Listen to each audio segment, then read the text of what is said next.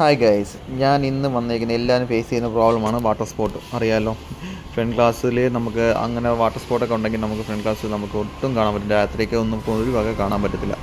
ഇതാണെങ്കിൽ നമ്മൾ ഈ വണ്ടിയാണെങ്കിൽ ഫുൾ ഗ്ലാസ്സിലും വാട്ടർ സ്പോട്ട് നല്ലോണം ഉണ്ടായിരുന്നു. അത് നിങ്ങൾക്ക് കാണുമ്പോൾ തന്നെ മനസ്സിലാവുമല്ലോ, നോക്കുമ്പോൾ മനസ്സിലാവും.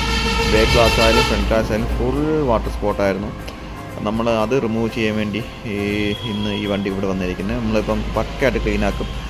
അതും കൂടെ നമുക്ക് ഈ ഫ്രണ്ടിൽ നമുക്കൊരു കോട്ടിങ് കൂടെ ചെയ്ത് കഴിഞ്ഞാൽ നമുക്ക് വെള്ളം വീഴാൻ നേരത്ത് അതിൽ പിടിക്കാത്ത രീതി നമുക്ക് ചെയ്യാൻ പറ്റും.